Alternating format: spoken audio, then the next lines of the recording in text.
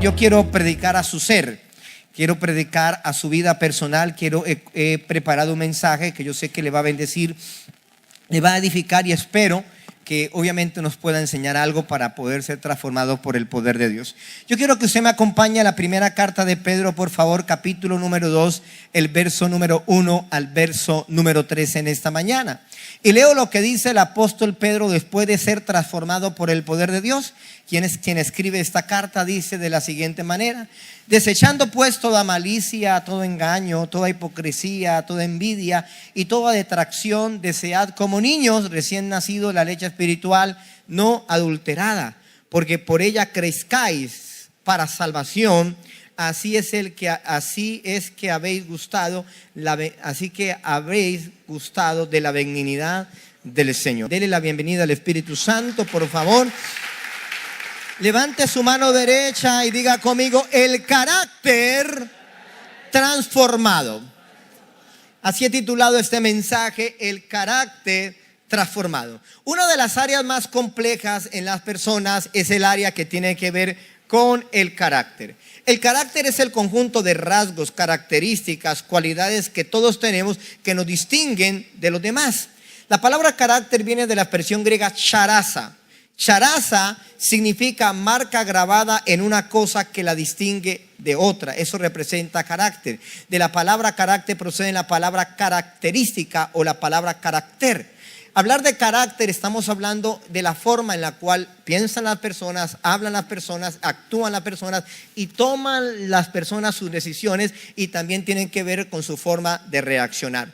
El carácter es el área con el cual la gran mayoría de personas más luchamos. Yo no sé si usted está de acuerdo conmigo, pero creo que muchos de los que están aquí tenemos una gran lucha que tiene que ver o que se encierra en nuestro carácter. Pero en muchas ocasiones también es el área donde muchos creyentes hemos descuidado. Hay gente que en relación de su carácter no hemos podido renunciar a diferentes conceptos. Hay gente que dice: pastor, es que yo nací así, siempre he sido así, así me criaron, así nací yo, así me voy a morir. Ese es el carácter que yo tengo, el carácter que le heredé de mis padres, de tal palo o tal astilla, y el que me las hace, me las paga. Yo puedo ser manso, pero no menso. ¿Por qué? Porque la gente suele definir el carácter con la rudeza, el carácter con la frialdad, el carácter con la grosería. Y quiero decirle que eso es una confusión que la gente suele cometer, cuando en realidad el carácter es todo lo opuesto, especialmente cuando hablamos del buen carácter. Es más, nosotros los que somos creyentes, se supone que hemos nacido de nuevo y que nuestro carácter ha sido mejorado. Mire, el apóstol Pablo escribe la carta a los Efesios en el capítulo número 4, en el verso número 22, diciendo: en cuanto a vuestra pasada manera de vivir, despojaos del viejo hombre, que está viciado conforme a todos los deseos engañosos. Cuando nosotros, antes de conocer de Cristo, teníamos una pasada manera de vivir antigua, donde el carácter no correspondía a un carácter de una persona obviamente creyente. Pero él dice: este carácter está viciado. La Biblia menciona a este viejo hombre como la vieja naturaleza. Sin embargo, podemos encontrar muchos cristianos que, aunque dicen ser cristianos, aunque dicen profesar la fe, todavía no se han despojado del viejo hombre, todavía no se han despojado de la vieja naturaleza, todavía no han desechado la malicia, todavía no han desechado el engaño, la hipocresía, la envidia, las detracciones, y no están creciendo como la Biblia nos manda a crecer. Por eso el apóstol Pedro, quien escribe la carta de Pedro, dice: es necesario que para esto crezcáis para la salvación, y que podamos gustar de la benignidad del Señor. Entonces, iglesia, hay gente que se excusa diciendo: pastor, ese es el carácter con el que yo nací. Y déjeme decirle que no es cierto, porque el carácter se forma a través de las diferentes etapas de la vida, a través de los diferentes hábitos, a través de las diferentes enseñanzas y aprendizajes.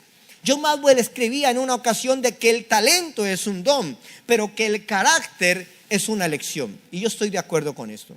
Cada cual decide lo que quiere ser, obviamente por hábito o por educación. Pero se supone que cuando uno acepta a Cristo, dice la palabra, que de modo que si alguno está en Cristo, nueva criatura es, las cosas viejas pasaron y aquí todas vienen a ser hechas Y eso incluye, mire la persona que tiene a su lado, y eso incluye tu carácter.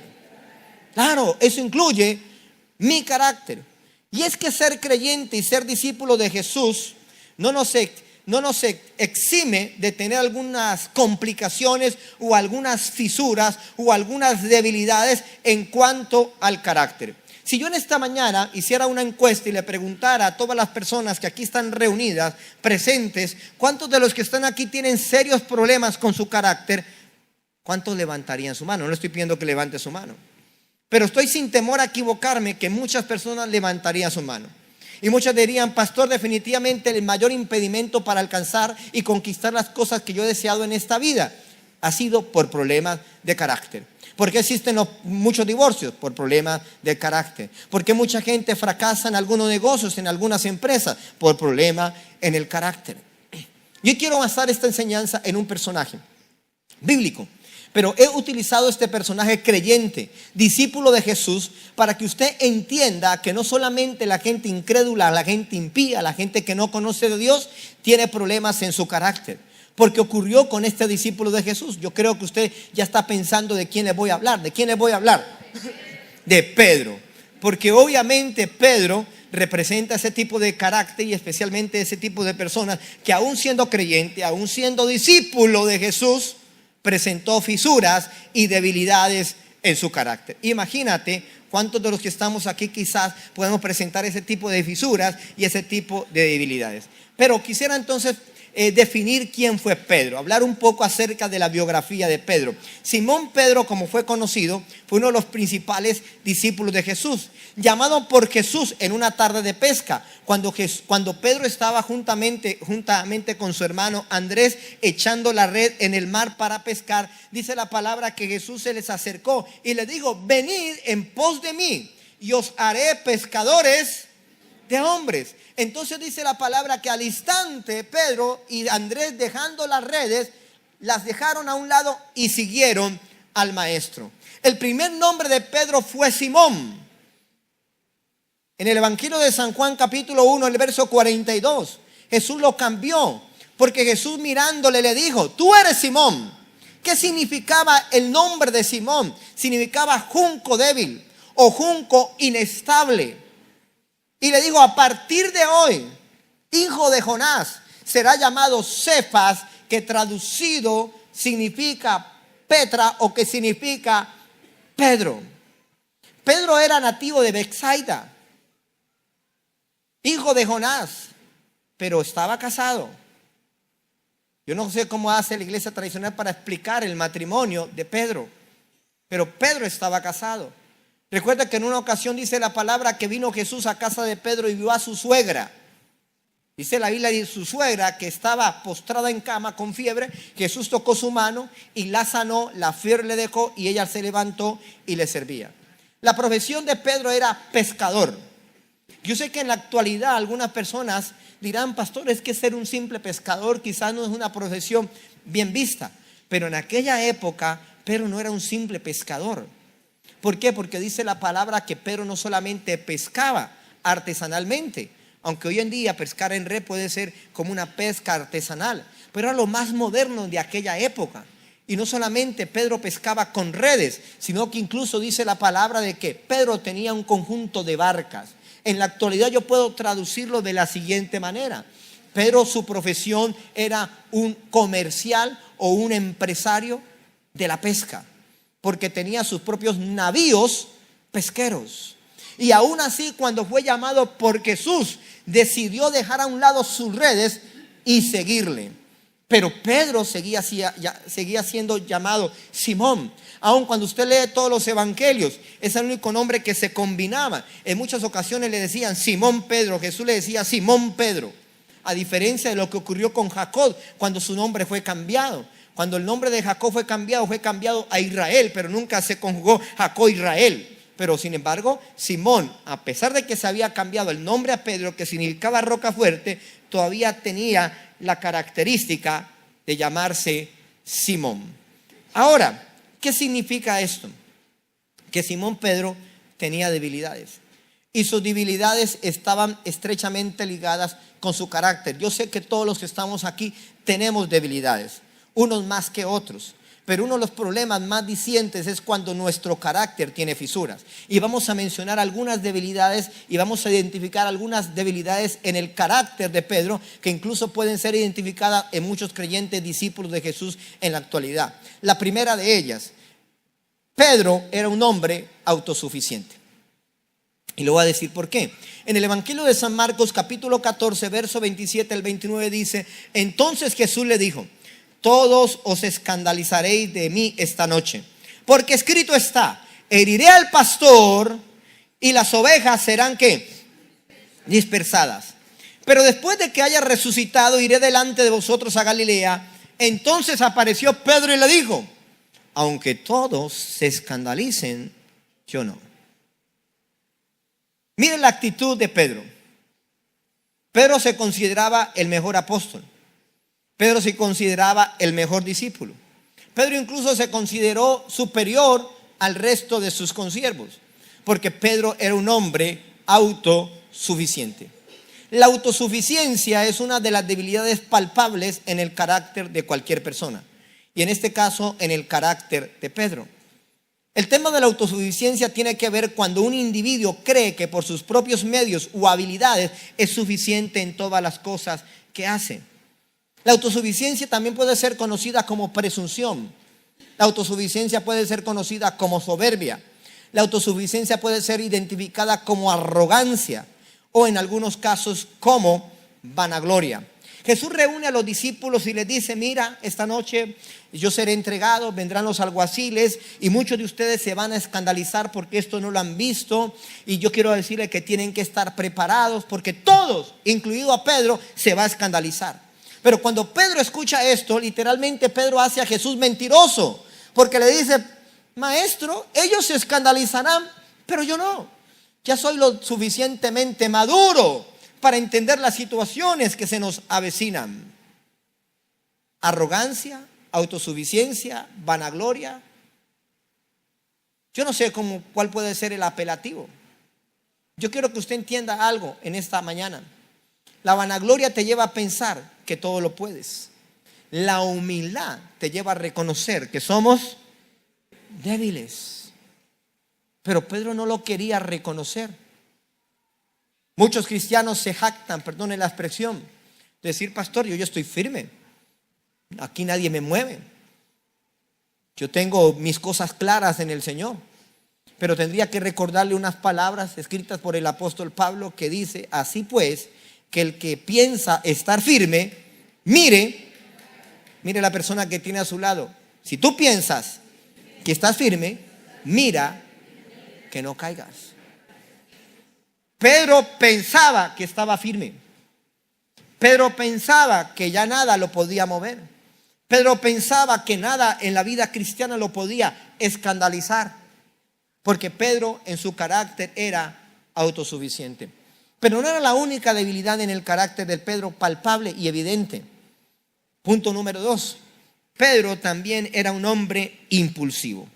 Si yo pregunto en esta mañana cuántas personas hay aquí impulsivas, mucha gente levantaría su mano.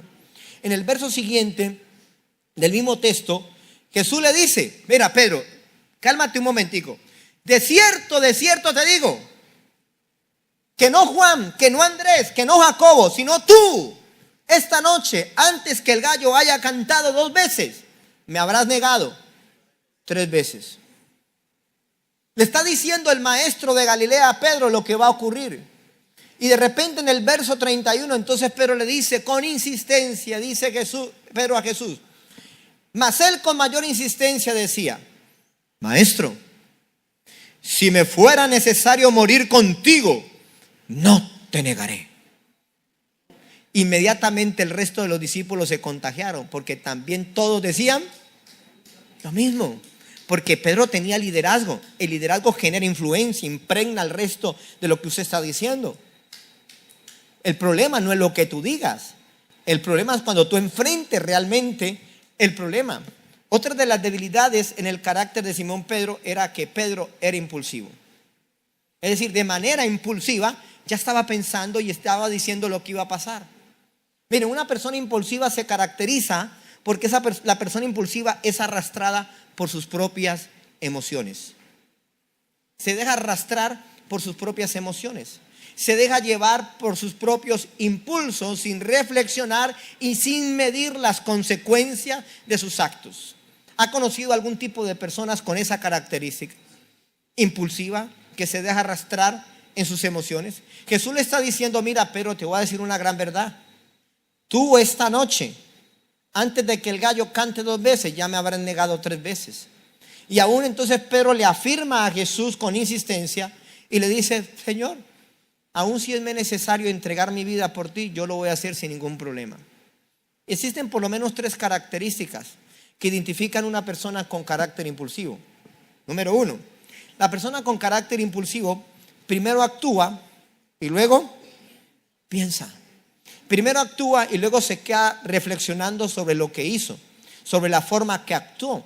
Y ella ya sabe que se equivocó.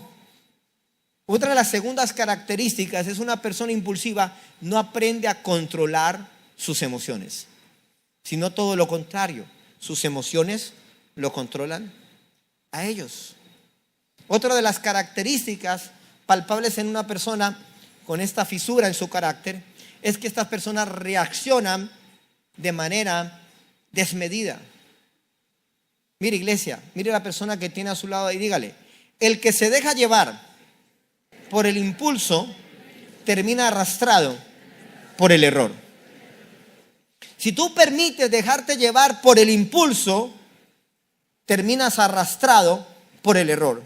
Es ahí después de que la gente se empieza a lamentar, empieza a decir, pastor, me equivoqué, pastor, lo hice mal, pastor, he cometido error, me dejé llevar por mis impulsos, me dejé llevar por mis emociones, las emociones me jugaron una mal pasada porque fui impulsivo en mi forma de actuar.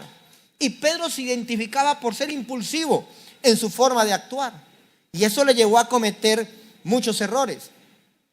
Tercero, otra fisura en el carácter de Pedro es que Pedro era un hombre dubitativo. Pedro era un hombre inseguro. La Biblia registra en los evangelios que un día Jesús cruzó el mar de Galilea caminando y fue en búsqueda de los discípulos que estaban mar adentro en sus barcas.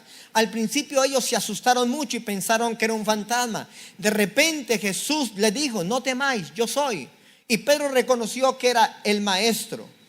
Entonces, como Pedro era impulsivo, le dijo, Jesús, manda que yo descienda de esta barca y vaya a ti sobre las aguas, porque Pedro era sanguíneo, colérico.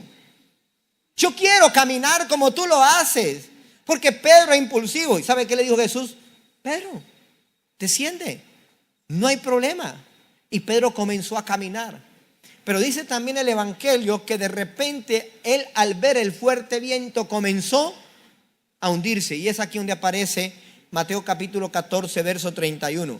Entonces cuando Jesús ve que Pedro comienza a hundirse, Jesús extiende su mano, lo toma a él y le dijo, ¿qué le dijo? Hombre de poca fe, ¿por qué dudaste? Le está hablando quizás al principal, sino al mejor discípulo que tenía el maestro. Pero el principal y mejor discípulo que tenía el maestro tenía problemas y fisuras en su carácter. En el primer punto, un hombre autosuficiente. En el segundo punto, un hombre compulsivo, impulsivo. En el tercer punto, un hombre dubitativo. Un hombre que tenía dudas frente a la convicción acerca de Jesús, frente a la convicción de su propia creencia.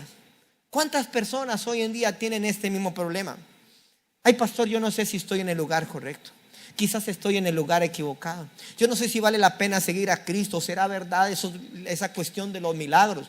No sé si es la mejor decisión que he tomado en mi vida. Hay mucha gente que incluso, entre comillas, se han arrepentido de ser cristianos porque dudan. Hay gente que todavía no tienen la certeza y seguridad incluso de su propia salvación. La duda viene por la falta de convicción en cuanto a tu fe cristiana. Hay mucha gente que entra a este lugar simplemente por curiosidad. Y hay gente que todavía no tienen claro si realmente van a seguir o van a continuar en los caminos del Señor. Alguien decía en una ocasión que no fue la curiosidad que mató al gato, sino que fue la duda que mató al gato. ¿Por qué digo esto? Porque el que duda pierde, y el que pierde es porque ha dudado. Te pongo un ejemplo claro: todas las personas que conducimos algún tipo de vehículos, siempre en carretera tenemos que tomar decisiones, pero las decisiones tienen que ser asertivas. Y usted, en la manera que conduce, y especialmente cuando va a rebasar otro vehículo, usted no puede dudar, porque en el momento que usted dude puede perder. ¿Qué es lo que ocurrió con el apóstol Pedro? Que aunque él sabía que él era el maestro, que aunque él sabía que él lo podía hacer caminar sobre las aguas, al final dudó que él estuviese caminando sobre las aguas. La duda es una elección, porque Jesús le dijo: ¿por qué dudaste? ¿Por qué le abriste la puerta a la duda? ¿Por qué le abriste el espacio a la duda? Mire, iglesia, si usted permite la duda, perder será tu opción.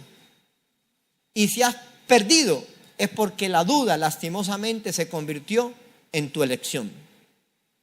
Elegiste dudar, no elegiste creer. Inicialmente él creyó y eligió creer, pero luego dudó, porque vio el fuerte viento, las cosas externas, las circunstancias empiezan a minar tu fe y viene la duda sobre tu vida. Y eso identifica que hay un problema en tu carácter, y especialmente estoy hablando del carácter creyente, de un creyente, del cristiano. Pero no solamente era la tercera fisura en el carácter de Pedro, hay una cuarta fisura.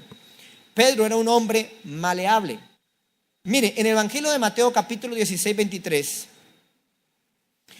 dice la Biblia que Jesús está hablando con los discípulos y les decía a los discípulos sobre la necesidad de ir a Jerusalén, ser vituperado, ser el verdugo de los judíos, de los principales, de los sacerdotes y de los escribas, pero que era necesario que esto aconteciera y que era necesario que él fuese a la cruz para morir, porque era el plan de Dios.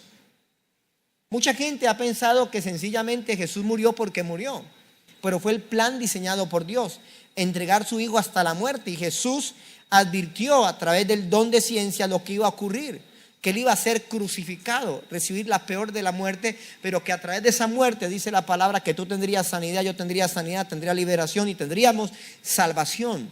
Ese era el plan de Dios.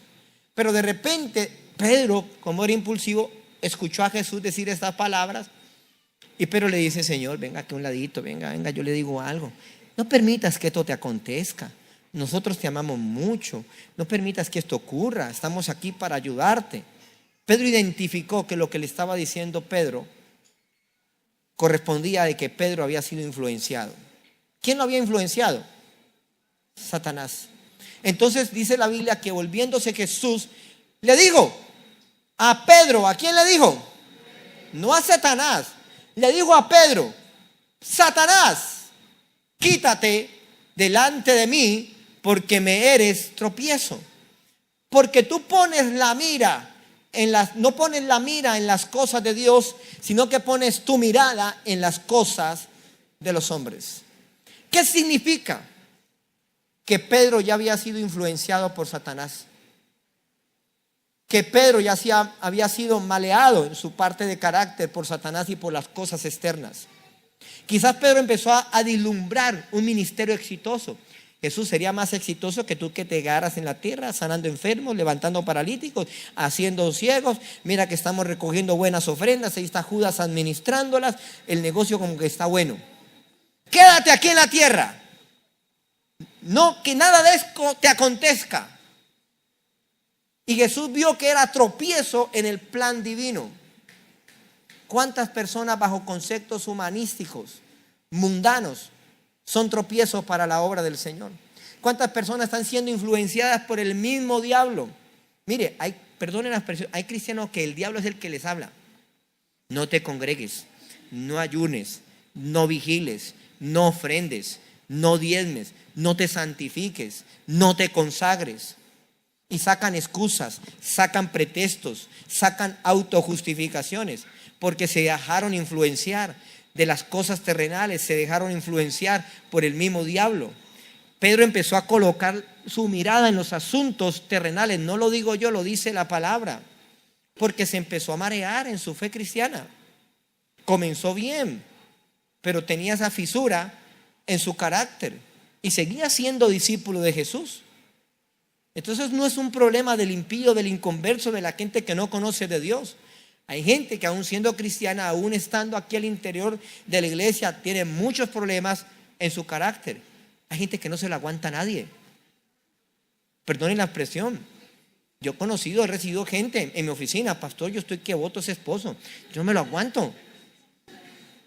Estoy pidiéndole al Señor que se lo lleve o se lo envío, pero algo vamos a hacer. Algo va a pasar, algo va a suceder. Porque es incrédulo, no quiere buscar de Dios, se deja influenciar fácilmente por las amistades. Se deja influenciar fácilmente por el mundo, por enemigos, por el diablo. Pero hasta ahí no viene lo peor de Pedro. Punto número 5. Pedro tenía otro problema. Pedro era un hombre violento, pero no espiritualmente, sino físicamente, literalmente. Porque una persona que no tiene un carácter formado tiende a la violencia verbal y física, al maltrato físico, emocional y psicológico. ¿Cómo así, pastor? Claro, Pedro era violento, pero no en los asuntos espirituales. Mire, en el Evangelio de San Juan capítulo 18, el verso 10, en el momento que Jesús estaba siendo prendido por los alguaciles judíos, dice la palabra que ahí estaba Pedro. Esa era la noche en la cual ellos consideraban que no se iban a escandalizar. Pero resulta que de todos ellos el que más se escandalizó fue Pedro. Los otros ¿qué hicieron? Empacar maletas y se fueron huyendo, porque abandonaron a Jesús cuando lo estaban prendiendo. Pero Pedro se quedó, no para morir con Jesús. ¿Sabe qué pasó con Pedro? Lea conmigo Juan 18:10. Entonces Simón Pedro, que tenía una espada, ¿qué hace un cristiano con una navaja? Armado. Tenía una espada, la desenvainó e hirió al siervo del sumo sacerdote y le cortó la oreja derecha. Una persona con debilidad o con fisura en su carácter siempre hará uso de la violencia como único argumento para defender sus posiciones y sus propios criterios. Cuando usted ve a una persona violenta, déjeme decirle que es una persona falta de carácter, porque siempre está pensando imponer a la fuerza lo que él cree que tiene que imponer. Ahora, yo me puse a pensar por un momento las intenciones de Pedro. Las intenciones de Pedro eran malas, perversas. ¿Por qué? Porque yo estoy seguro que él no sacó la espada y se la tiró al siervo del sumo sacerdote para bajarle la oreja. Él se la tiró pues para bajarle la cabeza. Sí. Yo no sé si usted baja con una navaja. Ay, pastor, yo le quise bajar la oreja. Usted no le quiere bajar la oreja. Cuando usted va a atentar contra alguien es porque lo quiere lo quiere bajar. ¿Qué es lo que pasó con Malco?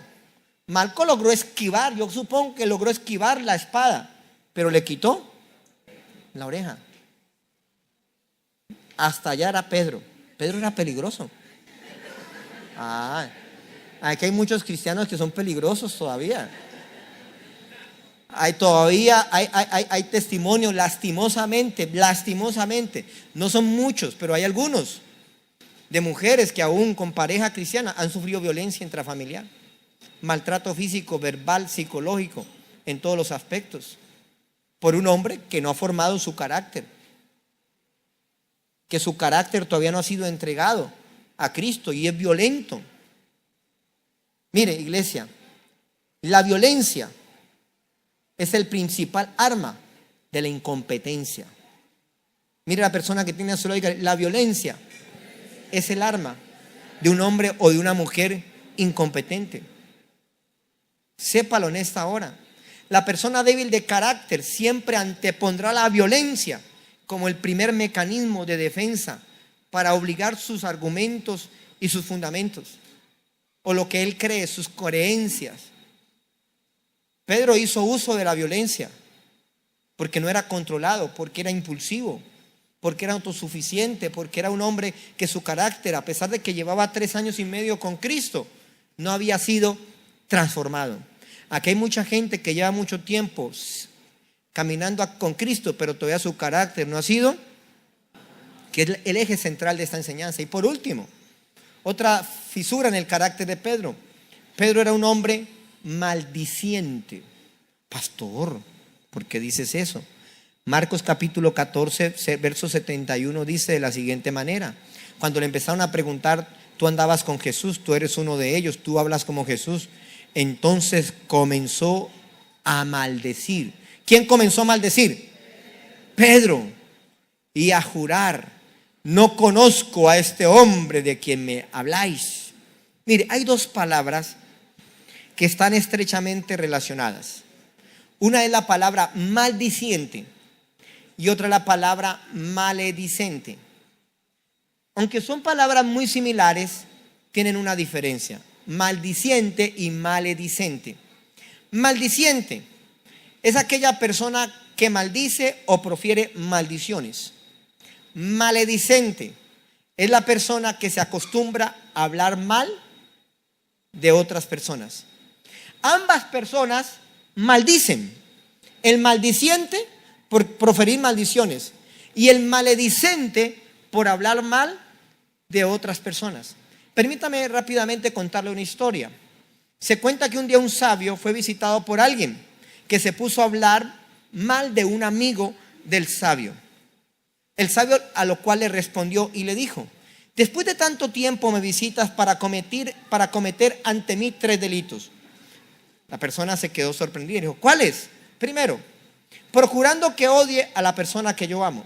Segundo, preocupándome por cosas que no sé si son verdad. Y tercero, acusándote a ti mismo de ser calumniador y de ser maledicente. Mira, iglesia, si todos tuviésemos hoy en día la actitud del sabio, hoy en día no habría maledicentes en la actualidad. Tampoco habría maldicientes. Porque toda persona que habla mal siempre va a necesitar que otra persona escuche. Alguien decía en alguna ocasión que ambos, el que habla y el que escucha, deberían ser colgados. Los primeros, los que hablan mal, deberían ser colgados por la lengua. Y los segundos deberían ser colgados por las orejas. Mira, iglesia, una persona maledicente o maldiciente es una persona mal hablada. Una persona maldiciente hace uso incorrecto de las palabras. Una persona maldiciente es una persona quejambrosa, pesimista. Es alguien que utiliza palabras desobligantes, salidas del orden. Pedro estaba totalmente descompuesto. Hay cristianos que todavía no controlan sus palabras. Hay cristianos que todavía hay palabras corrompidas en sus labios. Hay cristianos que son ofensivos en lo que dicen, cómo se expresan. Hay cristianos que en su forma de hablar pueden ser despectivos. ¿Y eso qué evidencia? Evidencian fisuras en el carácter. Hasta ahí simplemente he expuesto una problemática en el carácter. Pero pareciera ser que no es congruente con el título del mensaje: el carácter transformado.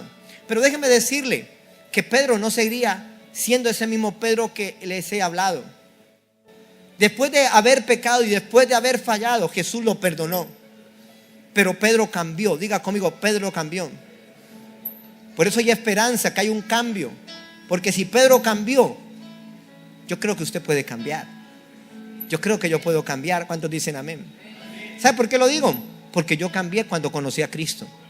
Yo tenía todas estas y hasta más características de Pedro. Maldiciente.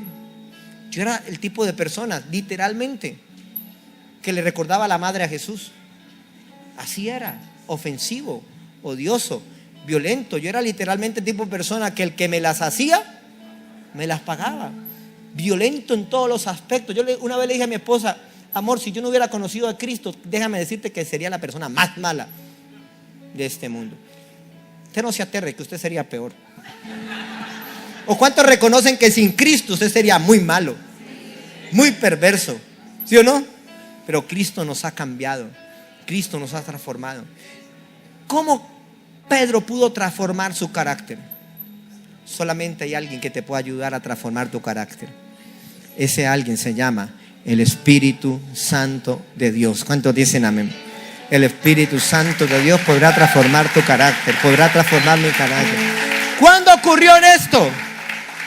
La Biblia dice que Pedro estaba sentado junto a 120 en aposento alto y de repente vino sobre ellos el Espíritu Santo. A partir de allí, Pedro no sería el mismo Pedro. A partir de allí, Pedro sería transformado.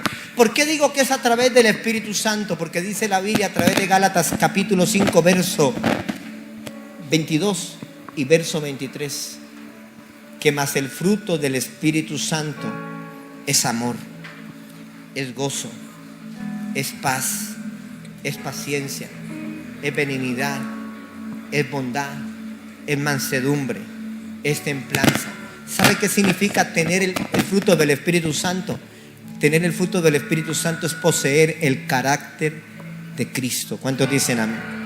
A partir de ahí Pedro recibió amor, Pedro recibió paz, Pedro recibió templanza para poder controlar sus impulsos. Pedro recibió bondad, benignidad, fe. El Pedro que se levantó de aposento alto no era el maldiciente, el impulsivo, no era el autosuficiente. El Pedro que se levantó empezó a predicar la palabra de Dios con denuedo. Empezó a colocar la mano sobre los enfermos y los enfermos se sanaban. Empezó con valentía a defender la fe cristiana a todos aquellos que le atacaban. Empezó a actuar con sabiduría y a obrar con prudencia. Y Pedro se convirtió en un buen cristiano. ¿Sabe usted que Jesús nunca llamó cristianos a los discípulos? Jesús llamó a los cristianos apóstoles, que significan enviados. La palabra cristiano solamente aparece en el libro de Hechos capítulo 11 en el verso número 26. Dice la palabra que por primera vez los apóstoles se llamaron cristianos. Hoy en día la palabra cristiano ha sido tan devaluada que hoy en día cualquiera se llama cristiano. ¿Cuál es la gran diferencia? Rápidamente. Discípulo, del griego matetes, significa aprendiz, aquel que aprende. Cristiano, del griego cristianos, significa seguidor, partidario, aquel que ha sido esculpido por Cristo, labrado por Cristo, marcado por Cristo. Iglesia, no estoy diciendo que ser discípulo sea algo que genere algo bajo. Es lo mejor. Usted está aprendiendo. Pero yo creo que hoy en día el cristianismo tenemos que aprender a ser genuinos cristianos. ¿Cuántos dicen amén? No como título o por nombre, porque vuelvo y le repito, lastimosamente la palabra cristiano la utilizan cualquiera. Dice que por primera vez los discípulos se llamaron cristianos. Mira, iglesia, con esto estoy terminando. Usted puede ser discípulo de cualquier líder. Usted puede ser discípulo de cualquier creencia, pero solamente puede ser cristiano de Cristo. Solamente puede ser cristiano ¿de quién? De Cristo. Mire, el apóstol Pablo en una ocasión escribió a una de las iglesias: hijitos míos, por quienes vuelvo a sufrir dolores de parto, hasta que Cristo sea formado, marcado, carácter, charaza en vosotros. Mira, iglesia, el verdadero carácter transformado es aquel donde Cristo se ha formado. Si Cristo todavía no se ha formado en ti, tu carácter no ha sido transformado por Dios. Por eso el apóstol Pablo dijo: sed imitadores de mí, como yo lo soy de Cristo. Por eso el apóstol Pablo dijo: con Cristo estoy juntamente. Hay gente que dice: pastor, me cogió el viejo hombre, me volvió el viejo hombre, me desclavé de la cruz. No ha nacido de nuevo. Porque el apóstol Pablo dijo: y ya no vivo yo, sino que Cristo vive en mí. Aprenda, y yo no sé si puedo anotar esta última frase, el Señor me la entregó mientras escribía este mensaje.